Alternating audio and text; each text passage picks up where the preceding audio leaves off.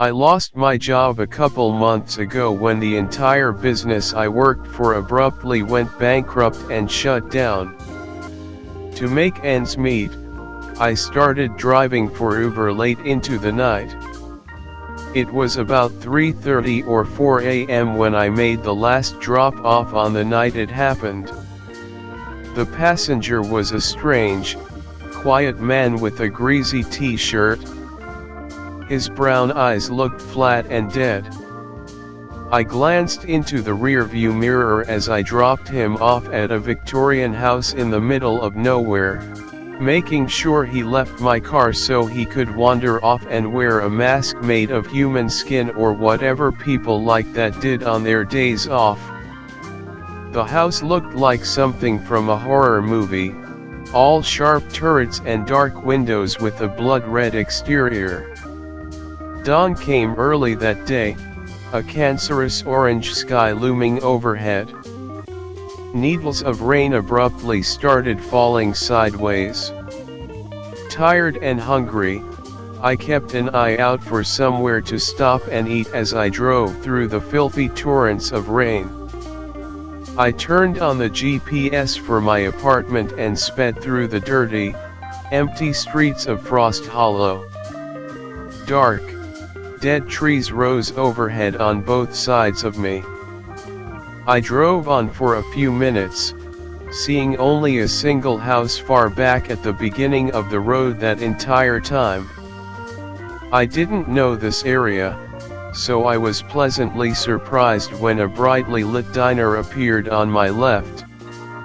A blinking sign cheerily read "Happy's Restaurant." The parking lot was entirely empty except for a truck that looked like it had been there for weeks. Leaves and dirt covered its windshield, and someone had written "Clean me" in the grime in giant letters. I heaved a deep yawn as I pulled into the parking lot. I tried to check my phone, but there was no internet or service all the way out here. I hoped they had Wi-Fi in the diner. Happy's Restaurant had enormous plate glass windows wrapping around the sides and front of the restaurant. Light burst out onto the dark parking lot in harsh white streams as birds chirped in the forests around me, waking up to the new dawn. The architecture of the place looked straight out of the 1950s. I could imagine James Dean going there and chain-smoking cigarettes over a burger and a coffee. I got out of the car, heading over to the front of the restaurant where I lit a cigarette and inhaled deeply. The spicy menthol tobacco gave me a sudden jolt of energy. Blinking quickly, I smoked the cigarette as quickly as I could, feeling wide awake by the end of it. I stood under the canopy of the building, watching lightning erupt like missile flashes across the sky. The street remained dead and empty. I hadn't seen a single other person since I had dropped off the weirdo at the nearby Victorian house. I opened the glass door of the diner, hearing a bell ring overhead. I looked into the empty restaurant, seeing its sparkling clean tables. The smell of fresh coffee rose out in fragrant waves. Shrugging, I went down and sat at a table next to a TV in the corner. It was playing some 24-hour news channel, talking about a mass breakout in a nearby mental asylum. 2 patients of the Grey Path Psychiatric Hospital were able to break out by murdering a doctor and taking a nurse hostage. They had apparently planned the attack for weeks, making homemade knives out of screws taken out of the walls and other contraband that went undetected. The facility is considered a maximum security hospital, with the majority of patients considered criminally insane and held until. "Hey, sorry bud, didn't see you there," a voice called out from the back of the empty restaurant. I jumped, turning to see who was speaking. A man came out in a streaked, dirty apron. He was incredibly fat, probably at least 300 or 400 pounds. 4 greasy chins hung down on his neck like the wattles of a rooster. He reminded me of a circus freak, a slug-like man whose heavy footsteps shook the ground as he approached my table. He had red hands like a butcher. His face, too, was beet red and covered in sweat with a tiny nose in the middle and giant, rubbery lips. His name tag said, Frank. "Morning," he mumbled. "What can I get for you?" Our waiter never showed up, so I'm the only guy here. I'll have to take your order and cook it, if that's okay. I nodded happily. Yeah, that's fine. I just want a coffee with extra cream and sugar and a Reuben with fries and an extra side of coleslaw. He wrote it down on a dirt-streaked pad he pulled from his apron, taking a very long time and writing as slowly as possible. I watched his face closely. He reminded me of a clown, but his eyes were gray, the color of steel. They seemed freezing cold, almost inhuman. There was nothing clownish about them. "Okay, bud, that'll be right up," he said, grinning down at me. His yellowed teeth were covered in a thick layer of filmy grime. I noticed that some in the front were broken, as if he had a habit of getting his teeth knocked out in fights. He turned around, heading back into the kitchen in his strange, waddling gait. I wondered how Frank had gotten here. There was certainly no public transportation anywhere in this part of the state. But I figured he must have gotten dropped off. I looked down at my phone, hoping to find an open Wi-Fi connection to pass the time, but there was nothing here. Sighing, I looked around the restaurant. A creepy clown mannequin stood in the corner, holding a sign that read, "Be happy. Eat those feelings away." Its red and white makeup was all sharp points and hard angles. Around its grinning mouth, the red paint formed into a pointed half circle, accentuating the gleaming white teeth that shone between its thin lips. A few moments later, Frank came out with a steaming hot cup of coffee and a bowl of creamers and sugar packets. He plopped them down in front of me, grunting and ambling back towards the kitchen. I smelled the odor of roasting meat and cooking oil rising from the kitchen in delicious, aromatic waves. I couldn't wait for my Reuben. Out of all sandwiches in the history of sandwiches, I thought Reubens were probably the most delicious. The way the corned beef mixed with the Thousand Island dressing, sauerkraut and marble rye bread made it seem like those ingredients were made by God specifically to make such a divine sandwich. My stomach growled as I waited eagerly. I continued scanning the restaurant, listening to the hum of the TV next to me when I spotted what looked like spatters of blood in front of the swinging kitchen doors.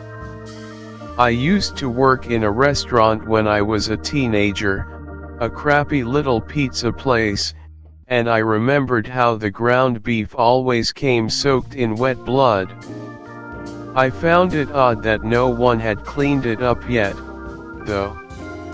It looked dried and clotted, as if it had been there for days. The TV was still talking about the escaped mental patients when Frank brought out a giant plate of delicious, fragrant sandwich and golden fries. I could feel my mouth watering as he laid it out with a clunk on the table in front of me. "Enjoy, buddy," he said, giving me a sly wink. His fish-like lips formed into a faint half-smile. He turned away, and I immediately dug in. The Reuben was probably the best Reuben I've ever tasted. The corned beef was perfectly cooked, the bread crisp and fresh. The fries were golden and had a nice, satisfying crunch. I wanted to compliment Frank, but he was nowhere to be seen. Shrugging, I finished the first half of my sandwich. As I got to the last bite, I noticed something odd and crunchy in the meat. I thought it was a coin or something at first. I immediately spit out the entire wad of half-chewed sandwich onto a napkin, looking down. In the middle of the meat sat a painted human fingernail. It was ripped off, the bottom jagged and sharp. At that moment, I felt a sudden urge to vomit.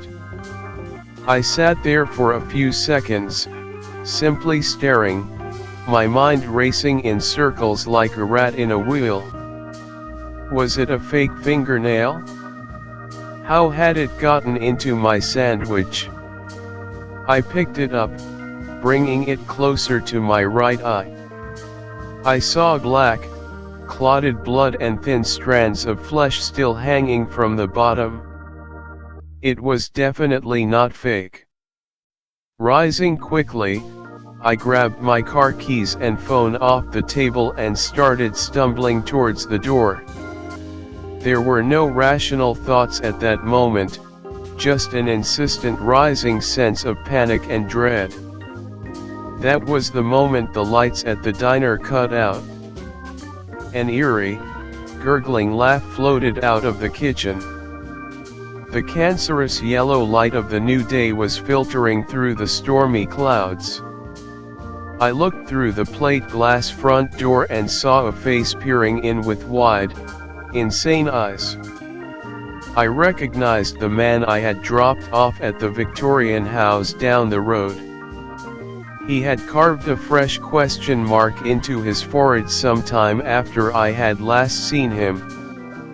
His face looked slack and empty as he stared inside, his dead, blank eyes roaming left and right, looking for someone looking for me. In his right hand, I saw an enormous meat cleaver streaked with fresh, dripping blood.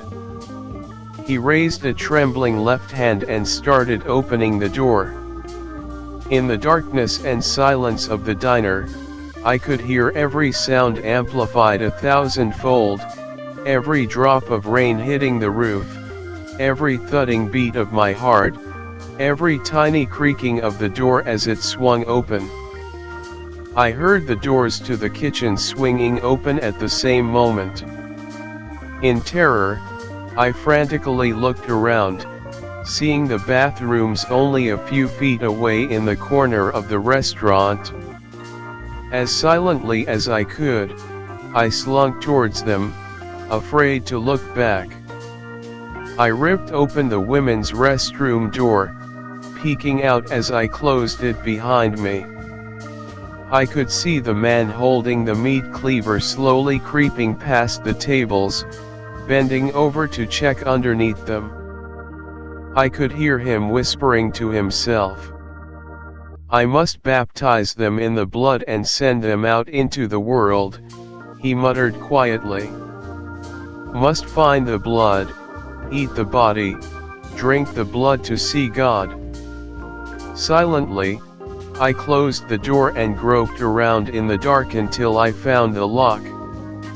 Inhaling deeply, I clicked it to the side.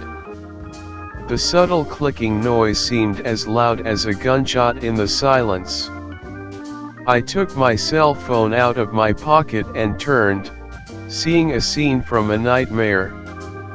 Corpses littered the floor of the bathroom. A waitress in a button-up vest sat up against the wall in a corner. She looked to be in her mid-20s with dark brown eyes, black hair, and pale, creamy skin. Dozens of deep stab wounds gleamed in her chest and stomach. Her neck had been so deeply slashed that her head had nearly been decapitated. Even worse, I saw chunks of flesh cut out of her body, chunks from the meat of her cheeks, arms, legs and fingers. I suddenly had a very good idea of where the fingernail had come from and what I had been eating. I gagged, retching. Next to her sprawled the corpse of an old man in a business suit.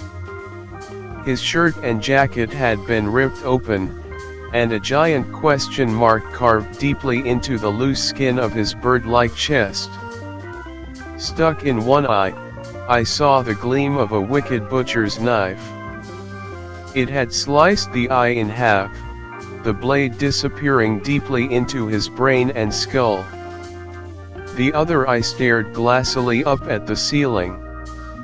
I heard a light tapping at the bathroom door, a kind of polite knocking that someone might use if they were wondering if it was occupied. I was afraid to breathe. I spun, looking at the wooden door, the only thing standing between me and certain death at this moment. "Is anyone in there?" a low, raspy voice asked, the same voice that had mumbled about drinking blood. "Occupado." "Hey, ? What the fuck you doing?" the gruff voice of Frank asked. "Did you find him?" His tone rose into one of utter excitement, like a child on his way to Disney World. "The bathroom's locked," ? replied. "I think we got a little lamb in there, ready for the slaughter." "Ready for the grill, you mean?" Frank said, giving an insane laugh that reminded me of the coldness of empty space. I turned, running over to the old man's corpse. The game was up, I knew. I wrapped my hands around the sticky, blood-coated handle of the butcher's knife. I started pulling up, but it was firmly implanted in the old man's skull. At that moment, I heard a sound that sent waves of terror dancing up my spine, the sound of keys jingling in a lock. A rush of adrenaline made the world brighten and my vision turn white in the harsh glare of the phone's light. I laid the phone down on the top of the toilet and, with all of my strength, yanked up on the knife. There was a cracking noise, then a wet sucking sound as cold blood sprayed my face and neck. The knife slipped out in a rush, sending me flying back. At that moment, the door flew open.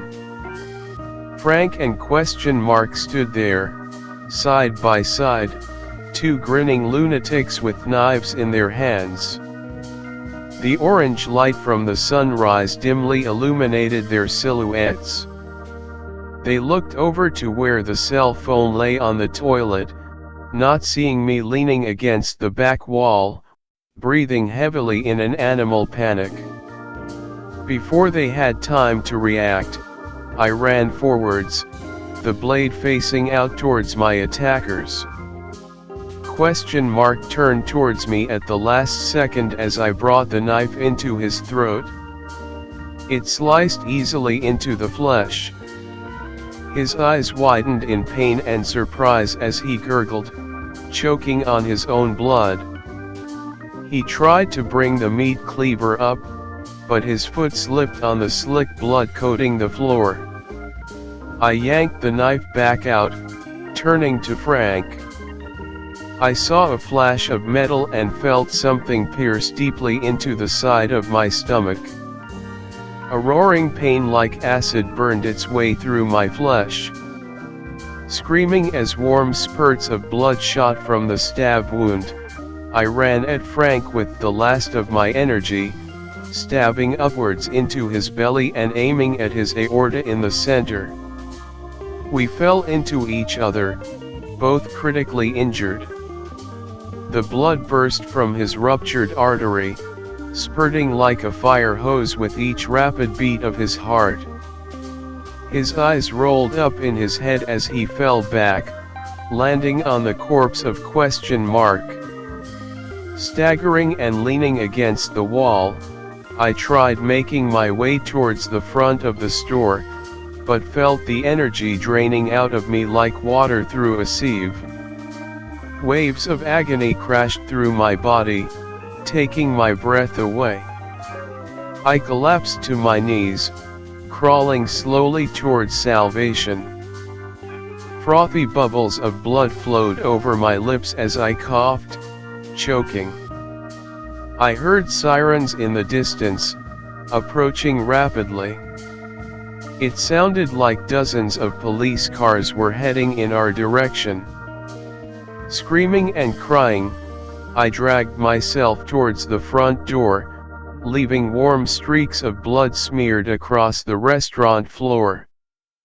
The gurgling death gasp of Frank rattled noisily behind me.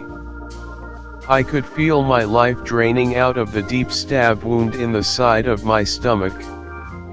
As I reached the door, police cars came into the restaurant parking lot with the screeching of tires. Men began running out with their guns drawn. The world went black as I reached up towards the door, wanting only to get out of this restaurant and never see this town again. I woke up in the hospital a couple days later. Emergency surgery had stopped the bleeding, and many blood transfusions had saved my life. Police were waiting around my bed as I regained consciousness, frantic to ask me questions. I told them I didn't know anything, that I had just stopped at the restaurant to eat and gotten attacked. We had gotten multiple missing persons reports over the last couple weeks, the gruff homicide detective with a face like a bulldog said, but we didn't connect the victims to the diner until the day we found you there. Both of the escaped patients are dead, though, thanks to you. He patted me on the shoulder.